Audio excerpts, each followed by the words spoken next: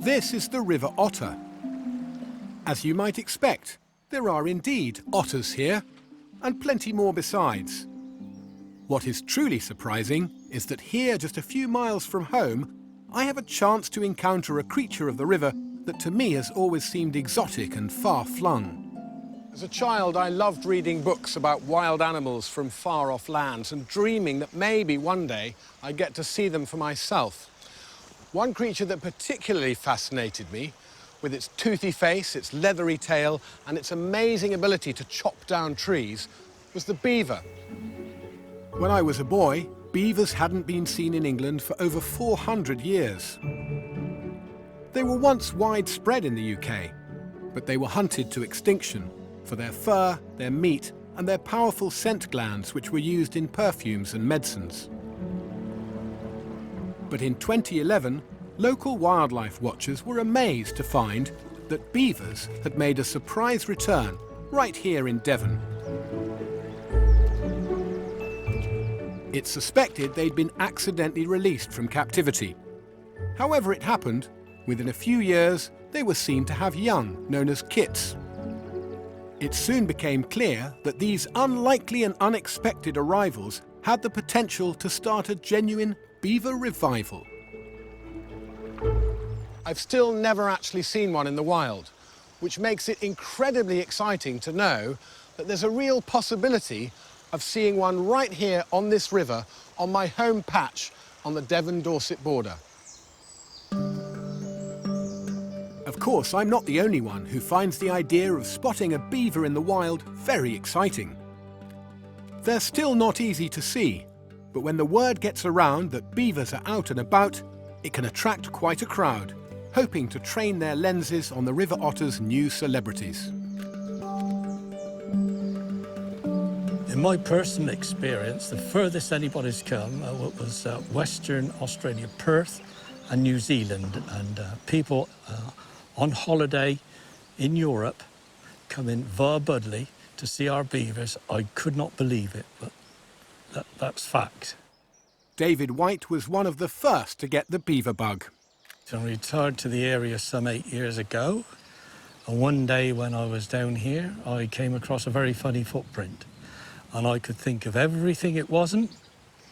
A few months later, I'm walking along another part of the river, and I hear a huge splash, a bit like I'd expect somebody who'd thrown a pebble the size of a bag of sugar into the water. And I thought, what on earth made that? And then 2 and 2 together, it was a beaver's tail splashing, and that's how I got interested in the beavers in the first place. Typically, they may be nearly as large as a sack of potatoes. They whiz around so fast, and they dive up and down and pop up 2 yards away, 10 yards away, and you really don't know whether you're looking at the same one or a different one. Having the only wild beavers in England right on his doorstep has made Dave something of an authority on how to get the best view.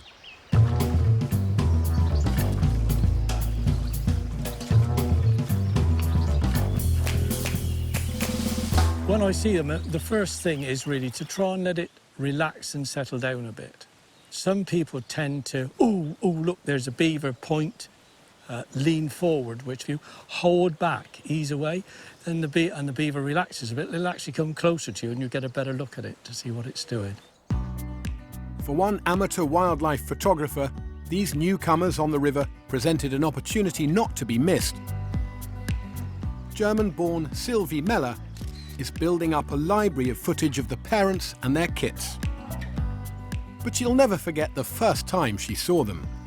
We were just sitting next to the river, and there was the female swimming past us. There she was, and it was just goosebumps immediately. So I was just hooked on them and completely addicted, and I just had to come there now most weekends and see them and take pictures and film them. Sylvie's intimate footage of this tight-knit unit gives us an insight into beaver family life. Beavers mate for life, having up to 4 kits a year. The young then stay with the family until they're around 2 years old. So the beaver family is the nicest thing to watch, I guess. It is lovely to watch them. And of course, when the kids are out, the first time you see the tiny little kids swimming around and playing with the parents and swimming on the back of the mother and the dad, that's just one of the most amazing moments. It's a beaver soap opera. It is, yeah. Each and every time it's something different. I mean, my parents always saying, oh, you're going back to the river again, isn't it always the same? It's no, it's every time it's different, every time something new is happening. I would absolutely love to see one just being in the river and hanging out and doing beavery things. At the moment, best thing is come early in the morning and just after sunrise, when it's just about getting light, to see them coming, swimming back to the lodge. Thank you, Sylvie. You're welcome. I hope I have a bit of your luck. Yeah.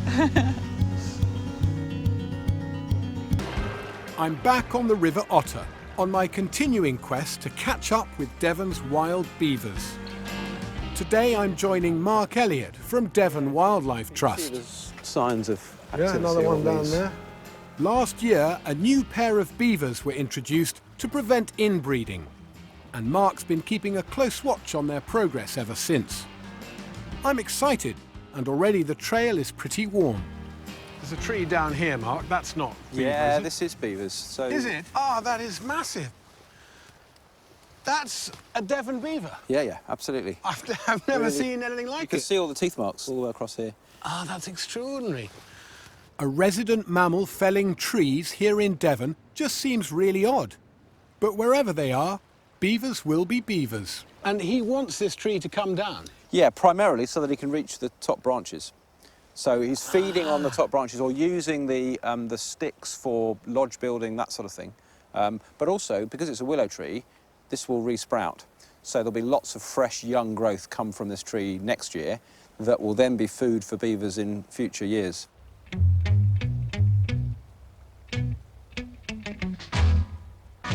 A beaver's teeth are unusual, as they'd need to be to gnaw through this much wood. Unlike our teeth, they never stop growing. What keeps them in check is all that chewing. The front of the tooth is made from hard enamel, backed by a slightly softer substance called dentin, which is more easily worn away. It's an ingenious arrangement that makes a beaver's teeth self-sharpening. The front layer of enamel is especially tough because it's so rich in iron, which is very practical for wood chewing, but does lead to one rather striking visual feature of mature beavers: orange teeth. So having felled the tree, they're going down the whole length of it, Yeah, all the way whittling down. away, nibbling every stem. And then this is bark stripping. So they're feeding on the bark, particularly. So you can see all the way, and then all of this is fresh here. So this is in the last few nights. That wood, that is food. There's enough, there's some goodness in there that's being extracted. The smaller stuff. So they're not really eating the wood. They're feeding on the bark, particularly on the smaller twigs. But then the branches, like these, will probably be in the lodge. It's astonishing that's going on in Devon. Yeah. It's brilliant. Sites like this haven't been seen here for centuries. So a major part of Mark's work is to try and assess what it could mean for the ecology of the area. Looking at a tree like this down, it's absolutely unambiguous that beavers are making an impact on the river. They're changing things here. Is that a problem? No, I don't think so. These are all riverside willow trees. They grow very quickly. To be honest, they grow in response to this sort of activity. This is a really natural process. There will be lots of species that benefit from this sort of woody material. But I think the other real benefits are going to be where beavers are building dams. And so you start to see flood risk benefits. So the beavers are storing water up in the headwaters, and that reduces the speed of flow coming downstream. But those ponds are also really important for amphibians and for fish and a whole range of other wetland species. So that's where the real benefits are. It's when they start damming. So they're doing all the other wildlife a favour here? They're creating habitats for a whole range of species. We call them keystone species because they create habitats for other things. To keep track of this pilot population of beaver, Mark and his team try to tag and microchip all new arrivals. This could be my best chance to see a Devon beaver in the flesh. But first, we have to catch one. So yeah, the traps are just through here. Oh yeah, I can see something the other side of that scrubby bit of willow. It's quite an out-of-the-way place, this. Yeah. Do we bait first or set the trap first? We'll bait first, otherwise there's the risk of injury when you put the bait in. So yeah, what we're doing is putting apples inside. The plate in the middle is what the beavers have to stand on. So what we then do is bring the lures down onto those metal bars there. That's it, that should hold it in place. OK, so now that's set. So if the beaver touches the plate, that's what happens. Yeah, you got me there. Is this trap specifically designed for beavers, or can it catch other critters? This is specifically designed for beavers. So the size and everything means that the beaver's tail is clear of the falling door, and it's been carefully worked out. Yeah. And that's set. And that's now set. Great. OK, so that's them set. When do you check them? First thing. Early doors? Yeah, we don't want to leave them too late, so first thing in the morning.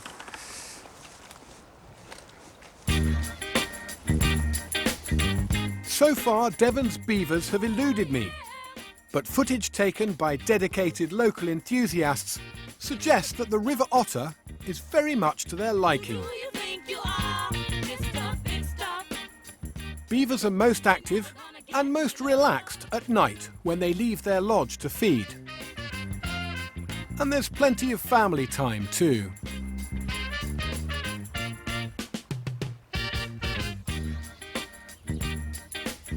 The following morning, Mark and I are back to check the trap. Do you think we'll be able to see whether the trap's been triggered from here, Mark? Yeah, it should be possible to see whether the doors are down. It does look like... It's down. We see if we can see an animal in there. Is there something in the bottom right-hand corner? Yes, yes, I can see it. That's incredible. There's a beaver in there.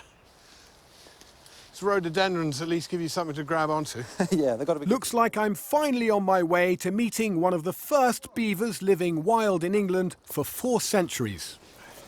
Whoa! Well, that's me. Right. If I don't come a cropper first. Brittle than I thought.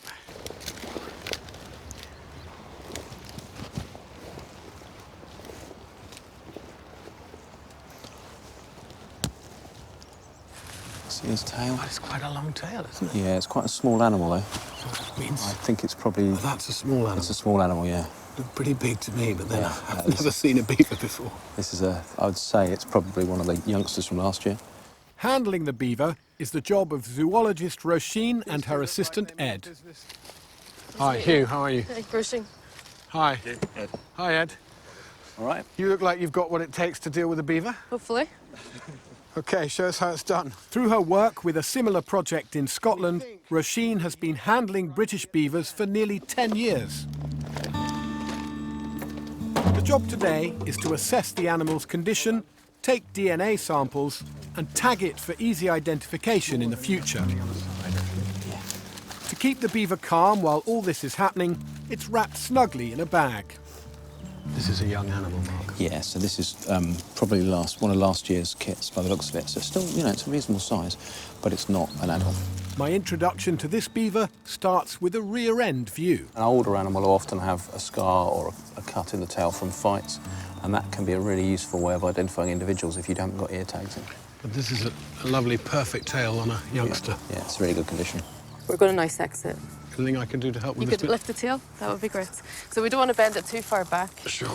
So How's about that? there, yeah.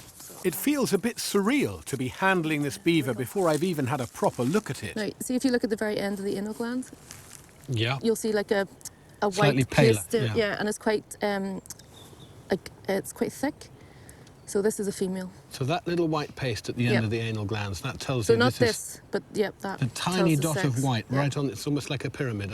Yep. So it's got pointy nipple. Yep. That tells you it's a female. Yep.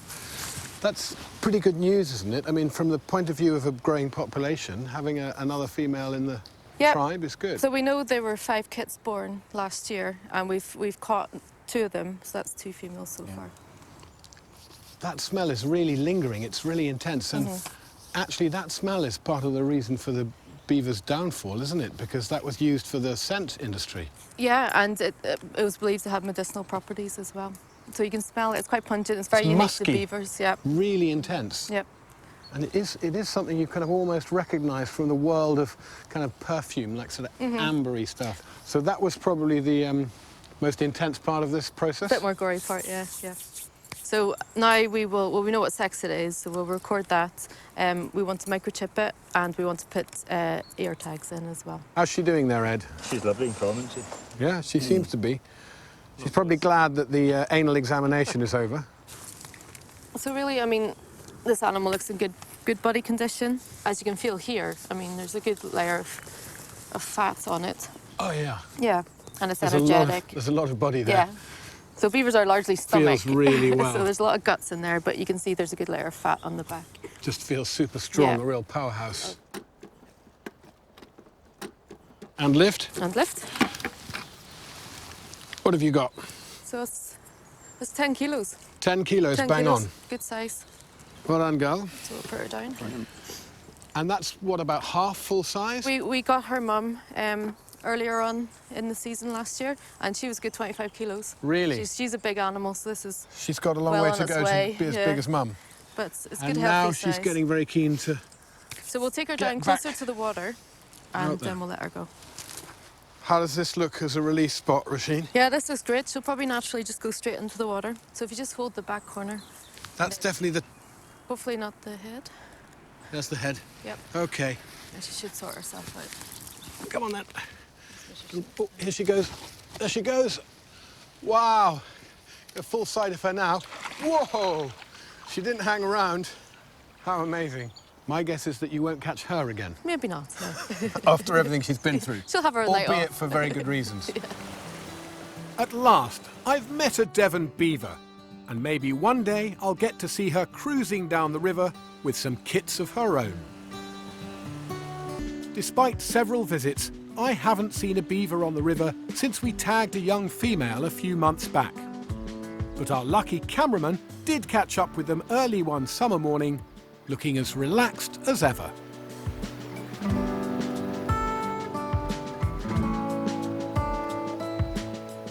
I'm sure my moment will come, but for now I'm back with Mark for an update on our tagged young female. And it seems he's determined to tease me with fresh telltale signs of beaver activity. What's happening here, Mark? Well, we're looking at a scent mound here, this area here. That muddy patch Yeah. with a few kind of grassy stalks matted into it. Not quite as exciting as seeing a live beaver, but I guess the whole point of a scent mound is to be sniffed at, not necessarily seen. That's beaver made. I mean, I would never have spotted that, but that's something that the beavers actually pushed that mud there. It's been pushed up and it'll be really strong smelling. Well, you've got an eye for detail that I don't have, and honestly, a bundle of knowledge. This site, we think, is the boundary between two territories. So we think what's going on is that this is marking behaviour by the animals that live in the main river, and they're basically saying to a pair of beavers that live up here that this is, you come no further, this is the edge of our territory. OK. Just right here under the bridge. Pretty much. They've sort of chosen an intersection Yep. to say that's it. Yep. And the pair who've got the territory over here, are they getting quite busy in this area? They're making changes? They're having quite a big impact. Let's have a look.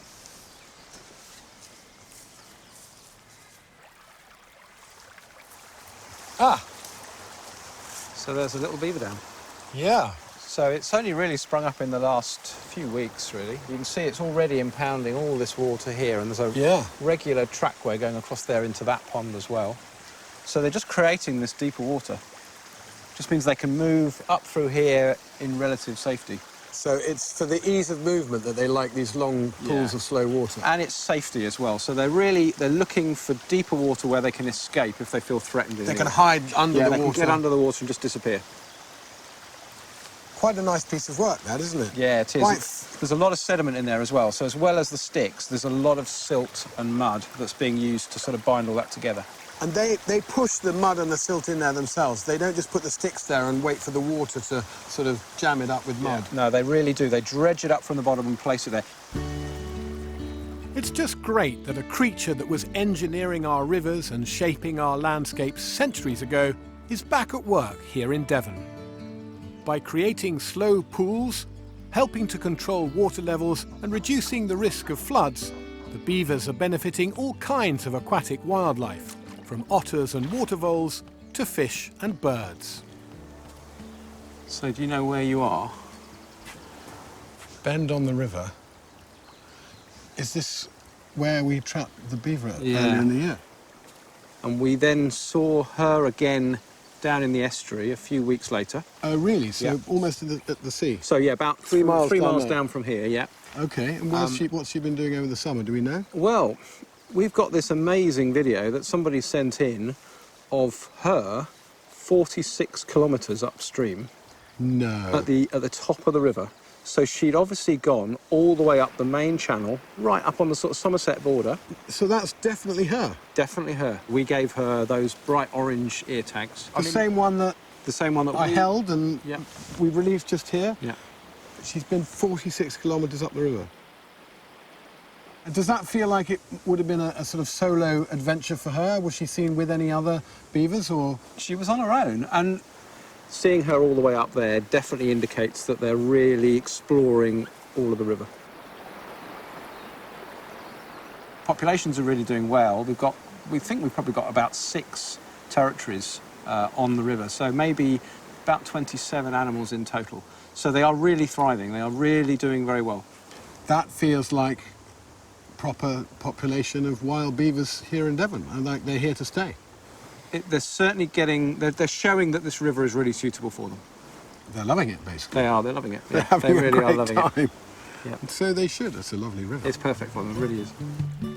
I've had a tantalising time trying to track these bashful beavers, but the biggest thrill of all is just knowing that they're here. And since I'm here too from time to time, I'm sure that one of these days I'm bound to bump into one.